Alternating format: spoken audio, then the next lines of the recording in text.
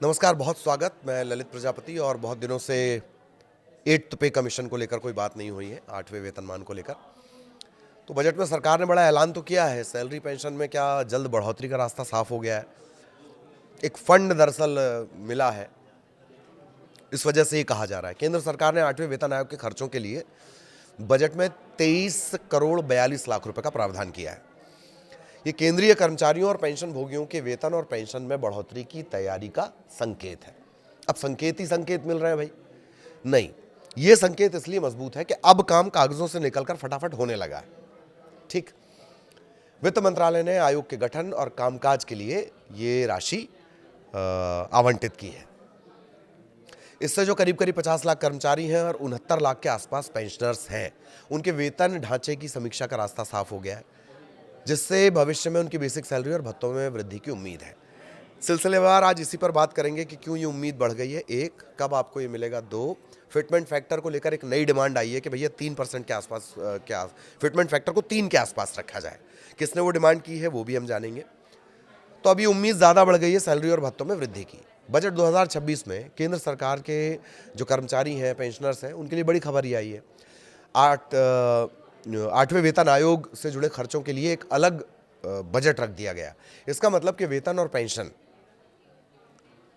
भविष्य में बदलाव की तैयारी अब आधिकारिक तौर पर शुरू हो चुकी है, क्योंकि वित्त मंत्री ने कह दिया कि इतने पैसे आपके लिए हैं। वित्त मंत्रालय के व्यय विभाग एक्सपेंडिचर की जो डिमांड फॉर ग्रांट्स होती हैं, उसमें 8वें केंद्रीय वेतन आयोग के नाम से एक बजट लाइन दिखाई दी है। पिछले एक साल में ये जान लीजिए कि कब कब क्या क्या इसमें तब्दीली आई है। ठीक, बजट के बाद जो हुआ उस पर हम बात कर ही रहे हैं, लेकिन एक साल में क्या क्या हुआ आप ये रफ्तार समझ सकते हैं और फिर उस हिसाब से आप कैलकुलेट कर सकते हैं कि वो जो लमसम एरिया आने वाला है उसका आप खर्चे का करेंगे क्या। 15 जनवरी 2025 आयोग के गठन की आधिकारिक घोषणा की गई। 28 अक्टूबर 2025 आयोग के गठन का आधिकारिक ऐलान किया गया। 3 नवंबर 2025 आयोग का आधिकारिक टर्म ऑफ रेफरेंस, ये जो टर्म ऑफ रेफरेंस है इसके हिसाब से बहुत सारा गुणागणित होता है।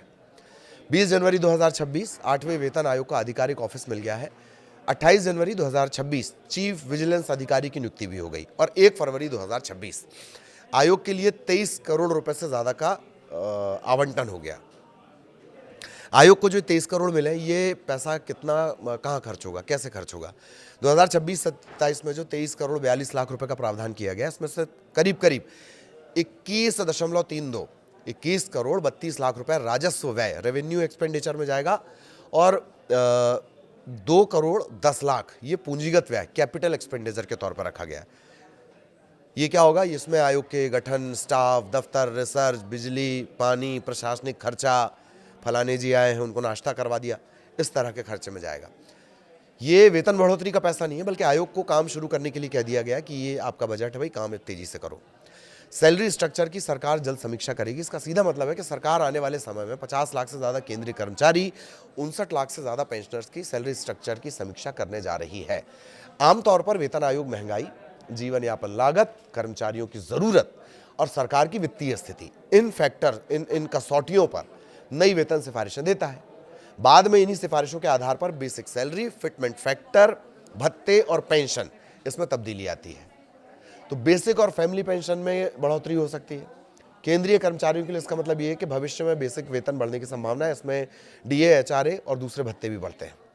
पेंशनर्स के लिए नई सिफारिशें लागू होने पर बेसिक और फैमिली पेंशन में बढ़ोतरी हो सकती है। ये तो आप बार बार ये आप सुन रहे हैं। फिलहाल बजट में सिर्फ आयोग के कामकाज के लिए शुरुआती धनराशि दी गई है, लेकिन ये शुरुआती धनराशि ये साफ संकेत है कि 8वें वेतन आयोग की प्रक्रिया कागजों से आगे बढ़ चुकी है। आने वाले सालों में इसकी सिफारिशें ये तय करेंगी कि केंद्रीय कर्मचारियों और पेंशनर्स की जेब में कितनी बढ़ोतरी पहुंचेगी। 200 दिनों में रिपोर्ट तैयार करने की बात कही गई है। आयोग को मिले इस फंड को लेकर all India NPS employee federation के राष्ट्रीय अध्यक्ष डॉक्टर मंजीत पटेल का रिएक्शन भी आ गया। उन्होंने कहा कि आयोग के कामकाज के लिए वित्त मंत्रालय ने 23 करोड़ 42 लाख रुपए के फंड की व्यवस्था कर दी है, तो आयोग जल्द से जल्द ऑफिस में काम करना शुरू करेगा और कर्मचारियों के हित में मिशन 200 दिनों में ही इस रिपोर्ट को तैयार करके भारत सरकार को सौंपी जाएगी, ताकि और ज़्यादा जो देरी हो रही है उससे बचा जा सके। पहले से ही आयोग के आधिकारिक गठन और फंड जारी करने में करीब करीब 1 साल की देरी चल रही है और कर्मचारियों का भरोसा इससे टूट रहा है। ये डिमांड है फेडरेशन की। साल 2026 की शुरुआत में ही करीब करीब 1,19,00,000 केंद्रीय कर्मचारी और पेंशन भोगियों को एक उम्मीद बन गई थी 8वें वेतन आयोग से सैलरी बढ़ने की। सभी ये जानना चाहते हैं कि बढ़ी हुई सैलरी का जो मैसेज है, your account has been credited, वो आएगा कब? महंगाई बढ़ने के कारण फिटमेंट फैक्टर में सुधार की मांग की जा रही है। हकीकत ये भी है कि सैलरी बढ़ने में भी वक्त लगेगा। सरकार ने 15 जनवरी 2025 को, ये टाइमलाइन मैंने आपको बताई है, फिर जान लीजिए, 15 जनवरी 2025 को 8वें वेतन आयोग के गठन की घोषणा जरूर कर दी, लेकिन इसके बाद की जो प्रोसेस थी वो बहुत धीमी रही है। करीब 10 महीने बाद 28 अक्टूबर 2025 को गजट नोटिफिकेशन जारी हुआ। बयान दे देना अलग बात है, कागज पत्थर पे कब आया वो, ये मैंने आपको तारीख बता दी, 10 महीने बाद आया, 28 अक्टूबर 2025 को।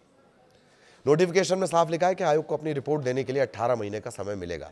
अगर अक्टूबर 2025 से 18 महीने जोड़ें तो आयोग की रिपोर्ट जुलाई 2027 तक आने की संभावना बनती है। जुलाई 2027, बारिश हो रही होगी, स्कूल खुल जाएंगे उसके आसपास। स्कूल तो जून में भी खुल जाते हैं आजकल। रिपोर्ट आने के बाद सरकार को उस पर फैसला लेने और लागू करने में भी कुछ वक्त लगेगा। इसलिए सैलरी बढ़ोतरी का जो वास्तविक लाभ है वो 2027 के मिड या 2028 की शुरुआत जनवरी से एक उम्मीद की जा रही है। बजट में भी सरकार ने कुछ ऐसे संकेत दिए हैं, क्योंकि अगर इस बार व्यय नहीं बढ़ाया गया तो हो सकता है 8वें वेतन आयोग के लिए बजट 2027 में कोई ऐलान हो जाए। अब इसके बीच एक डिमांड आई है फिटमेंट फैक्टर को लेकर। कुछ दिनों पहले FNPO, Federation of National Postal Organisation, इसने 5% सालाना इंक्रीमेंट, 5% का ईयरली इजाफा और मल्टी लेवल फिटमेंट फैक्टर 3.0 से 3.25 करने की डिमांड की है। यदि ये मांगे सरकार ने मंजूर कर ली तो केंद्रीय कर्मचारियों की सैलरी में हर साल बम्पर बढ़ोतरी होगी, एरियर भी ज़्यादा बनेगा। आपको पता होना चाहिए कि केंद्र सरकार के जो कर्मचारियों की सैलरी का हर साल 3% बढ़ाया जाता है।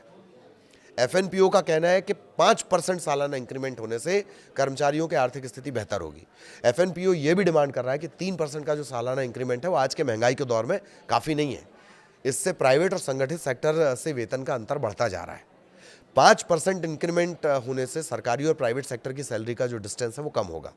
ठीक, 3 से 3.25 का फिटमेंट फैक्टर मांगा जा रहा है। फिटमेंट फैक्टर है क्या, ये हमने कई वीडियो में आपको बताया। 8वें वेतन आयोग में कितनी सैलरी बढ़ेगी फिटमेंट फैक्टर के आधार पर तय होता है। फिटमेंट फैक्टर का जो गुणांक होता है, मल्टीप्लायर होता है, जिसमें कर्मचारी की पुरानी बेसिक सैलरी को गुना करके नई सैलरी तय की जाती है। फिटमेंट फैक्टर जितना ज़्यादा उतनी ज़्यादा सैलरी। मौजूदा न्यूनतम बेसिक सैलरी 18,000 रुपये है। बेसिक सैलरी 18,000 रुपये है, फिटमेंट फैक्टर 2.57 भी रखा जाए तो नई बेसिक 46,260 पहुंच जाएगी। 7वें वेतन आयोग में 2.57 फिटमेंट फैक्टर लागू किया गया था। डिमांड कितनी की जा रही है? 3 से 3.25। FNPO का फिटमेंट फैक्टर को लेकर यह प्रस्ताव हमने आपको बताया। मल्टी लेयर सिस्टम लागू करने के लिए कहा जा रहा है। हर कर्मचारी को एक पे लेवल मिला हुआ है, लेवल 1 से लेकर लेवल 18 तक अलग अलग बेसिक सैलरी है। FNPO का कहना है कि 1 से लेवल 5 तक के लिए फिटमेंट फैक्टर 3 रखा जाए। 3 फिटमेंट फैक्टर होने पर न्यूनतम बेसिक सैलरी 18,000 से बढ़कर 54,000 हो जाएगी, 46 नहीं 54 हो जाएगी।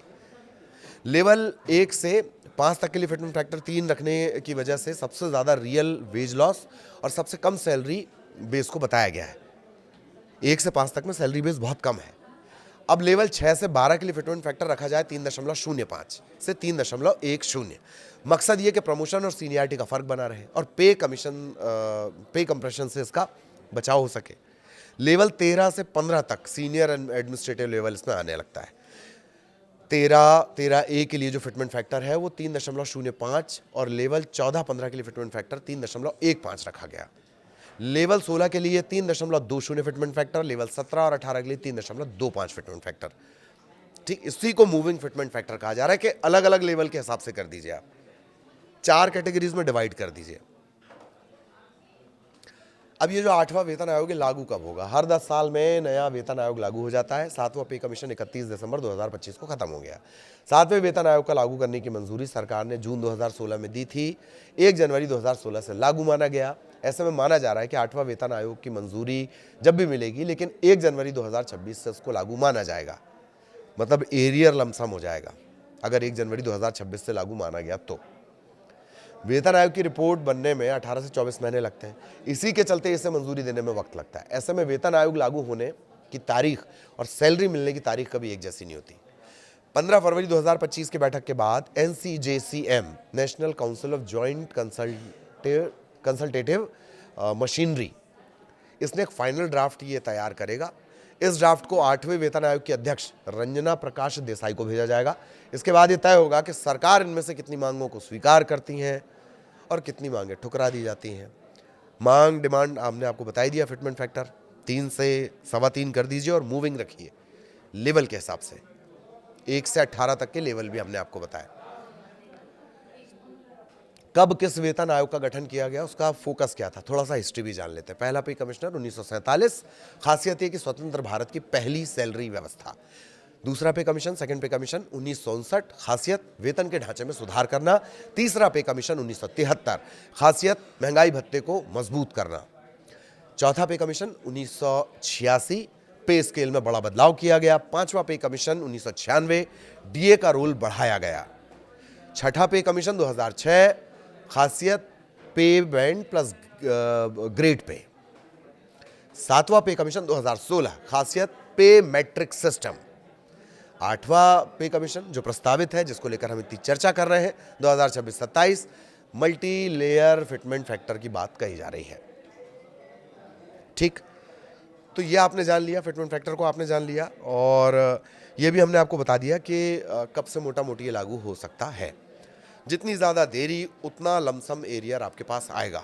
लमसम यानी भारी भरकम, उससे आप कोई बड़ा काम भी कर सकते हैं।